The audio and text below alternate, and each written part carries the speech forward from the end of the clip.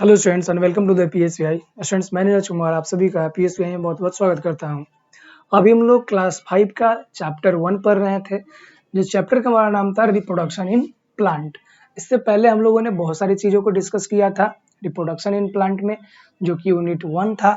आज हम लोग पढ़ेंगे कि जो रिप्रोडक्शन होता है ये सीड यानी कि बीज के द्वारा रिप्रोडक्शन कैसे होता है। रिप्रोडक्शन बाय सीड्स की टॉपिक आज हम लोग कवर करेंगे, रिप्रोडक्शन बाय सीड्स।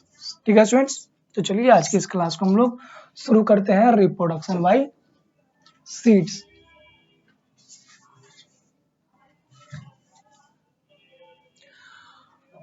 इसमें क्या बताया है कि all flower plants reproduce by giving rise to seeds.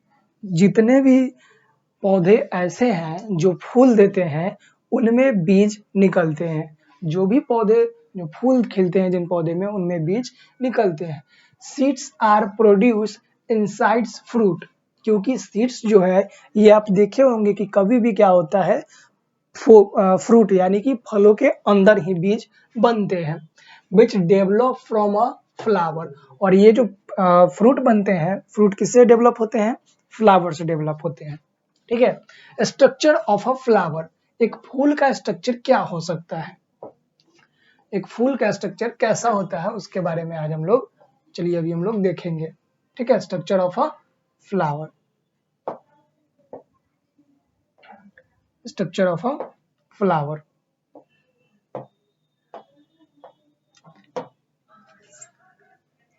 A flower has 4 parts, एक फूल के पास कितने 4 भाग होते हैं। पहला पिटल्स, स्पियल्स, स्टेम्स एंड पिस्टिल्स।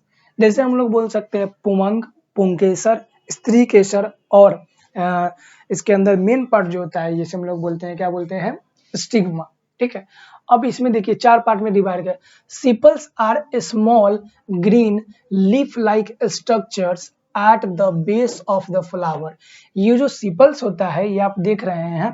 ठीक है, ये देखिए सिपल, ये सिपल क्या होता है? ये बेस होता है किसी भी फूल का। क्या होता है? बेस। बेस का मतलब होता है आधार, जिसके ऊपर वो फूल डेवलप होगा, तो उसे हम लोग सिपल्स बोलते हैं। ठीक है। फिर है they protect the developing birds. अभी इसके अंदर जो बर्ड्स है, ये जो बर्ड्स में होता है कली, इस कली को प्रोटेक्ट करता है कौन?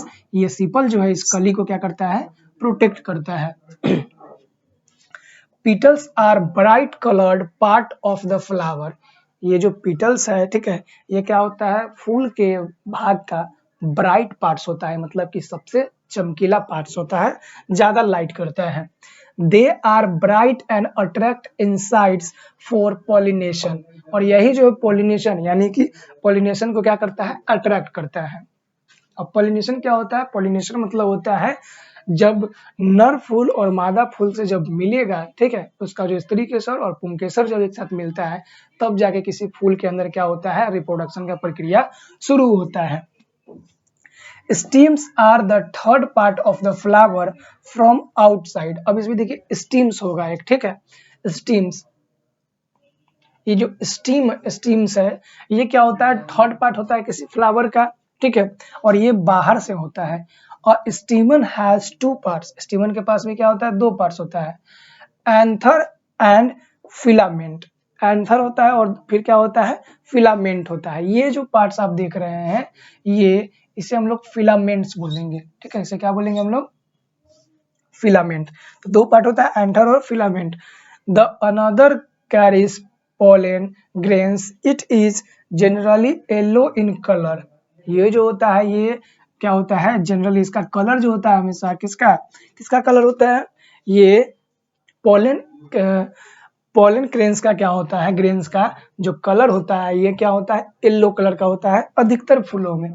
And another is help of bye there third like part called the filament. और बाद में इसको क्या बोलते हैं हम लोग? ये जो पार्ट है, ये जो पार्ट, इसको हम लोग क्या बोलते हैं? फिलामेंट। ये येलो कलर का होता है। फिलामेंट का मतलब होता है कि कोई भी जलने वाला चीज। ठीक है, यहाँ पे हमारे बल्ब के अंदर जो फिलामेंट होता है या फिर किसी लैंप के अंदर जो फिलामेंट होता है तो वो उसी प्रकार से, क्योंकि वो भी पीला जलता है और ये भी क्या होता है? पीला कलर का होता है, इसलिए इसे क्या कहा जाता है? फिलामेंट कहा जाता है। ठीक है students.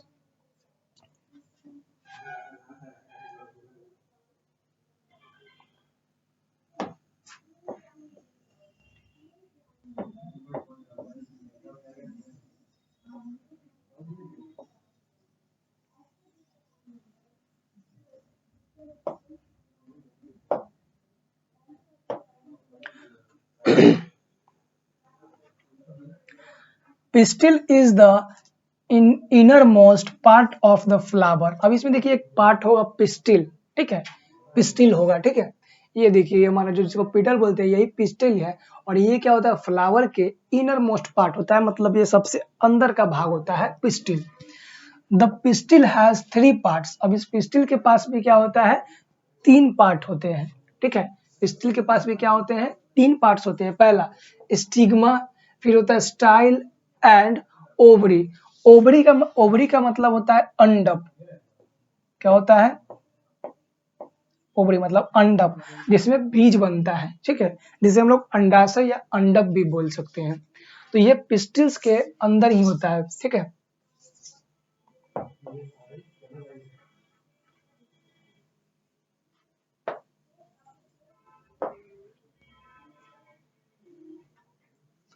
The pistils has the 3 part. ये हम लोग देखिए कौन कौन होता है, स्टिग्मा होता है, स्टाइल होता है और ओवरी होता है। The stigma is the sticky surface at the top of the pistil, it trap and hold the pollen. The style is then tube-like structure that hold up the stigma. अब इसके अंदर जो पिस्टिल्स होता है, जो ओवरी होता है, इसके अंदर क्या होता है, एक होल्ड लाइक स्ट्रक्चर होता है। होल्ड मतलब किसी भी चीज को पकड़ के रखने का स्ट्रक्चर होता है। आप देख सकते हैं इसकी जो बाहर से लग रहा है कि ये जो क्या है, ओवरी है, ओवरी है, उसको क्या है, पकड़ के रखा हुआ है, बांध के रखा हुआ है। तो इसका काम जो होता है, किसी भी चीज को पकड़ के इसको होल्डर के जैसा, जैसे हम लोग बल्ब में होल्डर लगाते हैं तो बल्ब को पकड़ के रखता है ना, उसी प्रकार से इसका काम होता है, एक होल्डर के जैसा जो उसको पकड़ के रखता है, बांध के रखता है। The style leads down to the ovary that contains ovule. अब ये जो स्टाइल है, ये ओवरी को पकड़ के रखता है, जिसके अंदर से ओव्यूल बनता है, ठीक है, अंडाशय बनता है। The pollen grains formed inside the anther. और जो पोलन ग्रेन्स है, पोलन का मतलब होता है जो परागन हुआ है, पोलन, पोलिनेशन का मतलब होता है परागन। जब क्या होता है, मेल फ्लावर और फीमेल फ्लावर का स्टिग्मा और स्टिमेन मिलता है, तब जाके उसे हम पॉलिनेशन बोलते हैं, ठीक है, परागन बोलते हैं, ठीक है। तो ये परागन होगा तब जाके क्या बनेगा, एक बीजांड बनेगा, ठीक है। बीजांड यानी कि जो बीज बनेगा, क्योंकि हमको पता है पहले किसी भी पौधे में फूल आता है और फूल के अंदर से जो ओवल है, यही बाद में एक बीज का स्ट्रक्चर बीज जैसा बन जाएगा, ठीक है। The style leads downward to the ovary that contains ovule. The pollen grains form inside the anther. और जो पोलिनेशन होगा, ठीक है, जो परागन होगा वो इस एंथर के अंदर में होता है, ठीक है स्टूडेंट्स। तो ये हमारा फूल का स्ट्रक्चर है।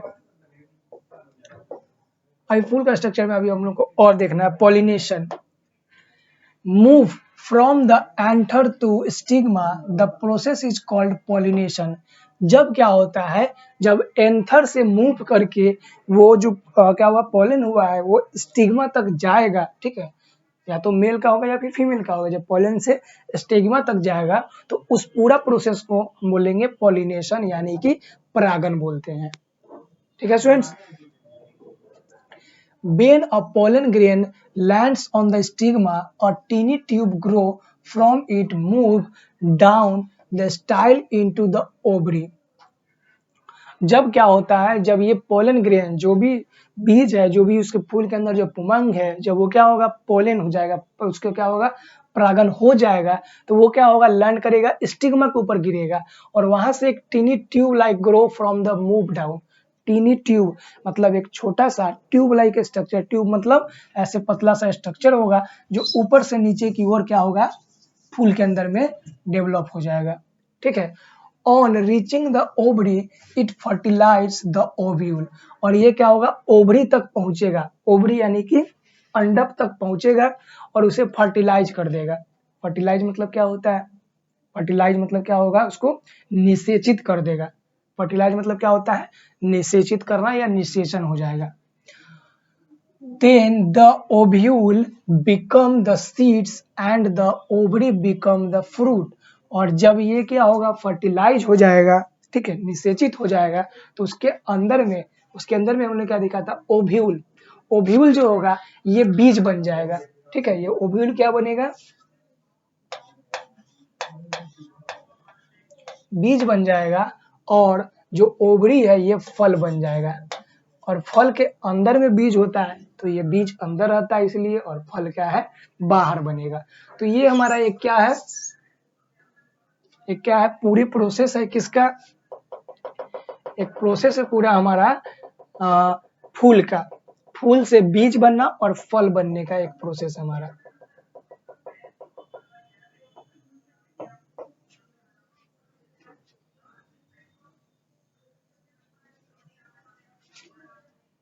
ठीक है, अब हम लोग देखेंगे स्ट्रक्चर ऑफ सीड, एक बीज का स्ट्रक्चर को हम लोग देखेंगे, स्ट्रक्चर ऑफ अ सीड। अब क्या हुआ, फूल के, पहले तो पेड़ के बारे में पढ़े, पेड़ में फूल आ गया, फूल के बारे में लोग पढ़े, फूल के अंदर कौन कौन सा पार्ट होता है, स्टिग्मा होता है, स्टीमन होता है, ओवर होता है, ओव्यूल होता है, तो ये सारी चीजें। अब देखिए कि ओव्यूल से क्या बनता है, बीज बनता है, ओवरी से फल बनता है। तो अब सबसे पहले हम लोग बीज के बारे में पढ़ेंगे, फिर हम लोग फल के बारे में पढ़ेंगे, ठीक है स्टूडेंट्स। तो आइए सबसे पहले हम लोग स्ट्रक्चर ऑफ अ सीड, एक बीज का स्ट्रक्चर कैसा होता है उसको हम लोग पढ़ते हैं। Let us perform a activity to study the external and internal structure of a seed। अब हम लोग एक क्या करेंगे, एक्टिविटी, एक क्रियाकलाप करेंगे, जिससे हम लोग पता करेंगे कि बीज का, ये जो बीज है इसका बाहर का ऊपरी सतह कैसा होता है और इसके अंदर का निचला सतह कैसा होता है। All seeds have a external covering called seed coat। जितने भी बीज होता है ना, आप देखते होंगे बीज, जैसे मूंगफली हो गया, मूंगफली भी एक प्रकार का बीज है, ठीक है ना। उसके बाद बादाम, बादाम भी एक बीज है। तो उसके ऊपर से आप देखते होंगे एक पतला सा लेयर रहता है, या फिर केला हो गया, ठीक है, या फिर सेब हो गया, उसके ऊपर सेब का है बीज, चना हो गया, मूंग हो गया, उसके ऊपर में एक लेयर होता है, उस लेयर को हम लोग बोलते हैं सीड कोट।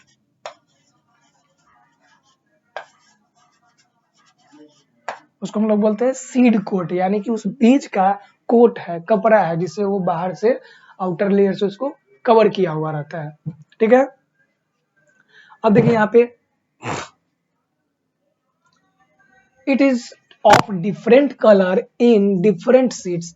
अब ये जो सीड कोट होगा, आप ये जो सीड के ऊपर का जो लेयर है, ये आप देखते होंगे, ये हर एक अलग अलग प्रकार के बीज में अलग अलग प्रकार का लेयर होता है। जैसे कि चना, अगर चना का आप देखेंगे तो चना जो होता है वो भी एक प्रकार का बीज है, तो उसके ऊपर का जो आउटर लेयर होता है वो आप देखेंगे तो ब्राउन कलर का सीड कोट होता है। कैसा होता है,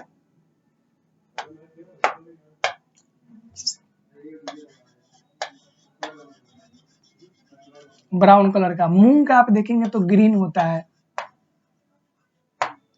और भी अलग अलग जितने भी दाल है वो बीज है, जितने भी दाल होते हैं वो क्या होते हैं, बीज होते हैं। तो उनके अंदर जितने भी कलर सीड्स होते हैं, उनके ऊपर का जो सीड होता है वो डिफरेंट कलर का, अलग अलग कलर का हो सकता है।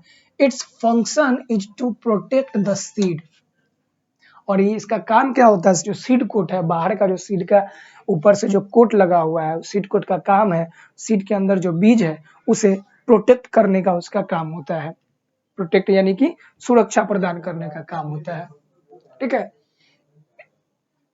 आगे देखते हैं, there is a scar on one side of the seed, this is where the seed was attached to the plant on the top of the scar. अब किसी भी बीज के ऊपर में क्या होता है, एक स्कार होता है, ठीक है। ये जो बाहर का आप देख रहे हैं, ये जो बाहर का ये सीड कोट हो गया, ठीक है। फिर स्कार्स होता है, यहाँ पे स्कार्स, यानी कि जब ये बीज अंकुरित होगा तो यहीं से स्कार से होते हुए छोटा सा पौधा क्या है, ये नीचे की ओर निकलेगा, ये जो जड़ जो है रूट निकलेगा।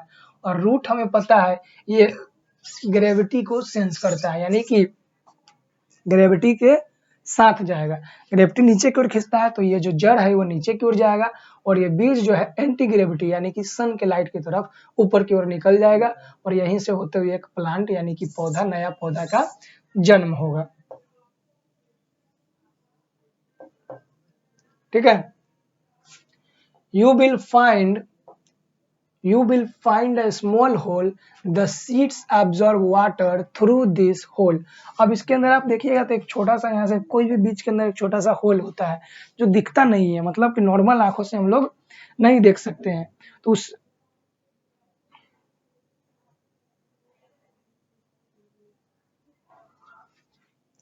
नॉर्मल आंखों से नहीं देख सकते, वो होल किस लिए होता है?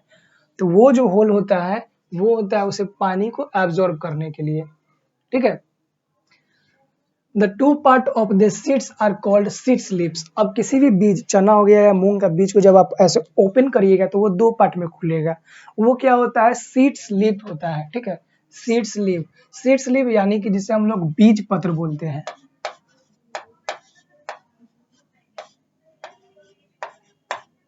बीज पत्र, सीड स्लिप मतलब क्या होता है? बीज पत्र होता है। और काइटोलोड्स, इसी को बीज पत्र या काइटोलोड्स भी बोलते हैं, cotyledons. They store food for the baby plant inside. और ये जो सीड स्लिप है इसका काम क्या होता है? ये जो सीड स्लिप है ये खाना को स्टोर करके रखता है। जब उस बीज से एक नया बेबी प्लांट निकलेगा, छोटा सा पौधा निकलेगा, तो उसे खाने की कुछ दिनों तक आवश्यकता होगी, तो वो खाने की जो आवश्यकता है वो सीड्स लीव्स ही क्या करेगा? उसकी पूरा करेगा, क्योंकि वो फूड को स्टोर करके रखता है। फूड का स्टोर मतलब उसके अंदर विटामिन और मिनरल्स जो होते हैं वो स्टोर रहता है।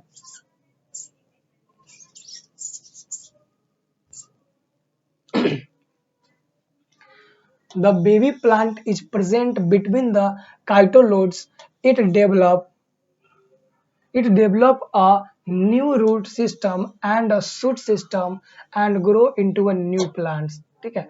ये जो सीड्स लीफ है या फिर जो है काइटोलिडन्स है, ये क्या करता है? यही नया रूट्स और शूट, रूट सिस्टम मतलब कि जैसे हम लोग बोलते हैं जड़ नीचे की ओर डेवलप होगा, और शूट यानी तना जो है ऊपर की ओर डेवलप होगा। और इसे डेवलप करने में कौन मदद करेगा? तो सीड्स लीफ मदद करेगा, यानी कि बीज पत्र मदद करेगा।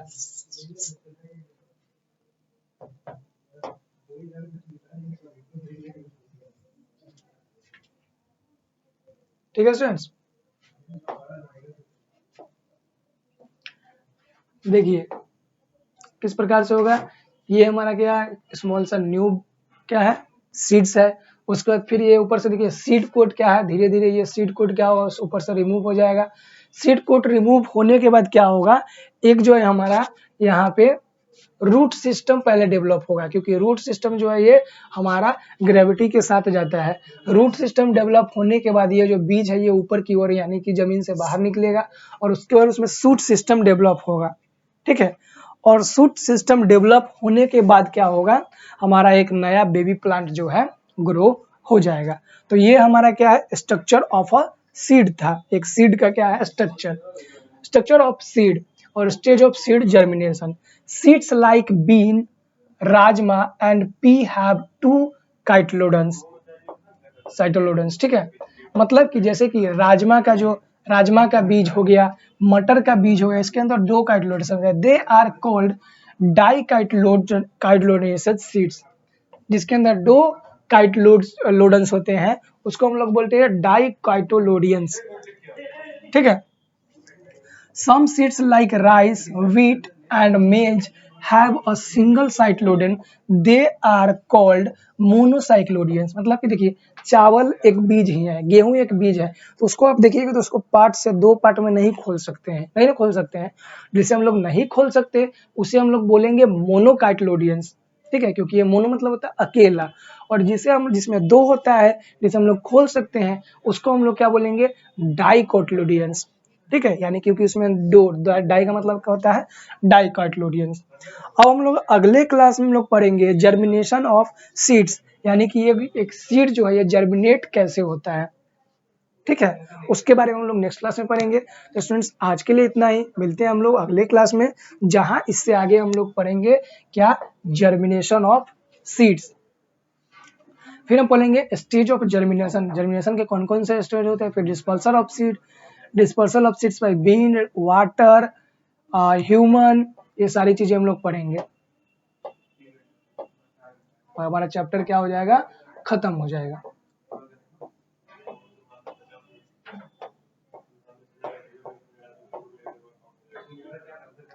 ठीक है स्टूडेंट्स, तो मिलते हैं हम लोग नेक्स्ट क्लास में।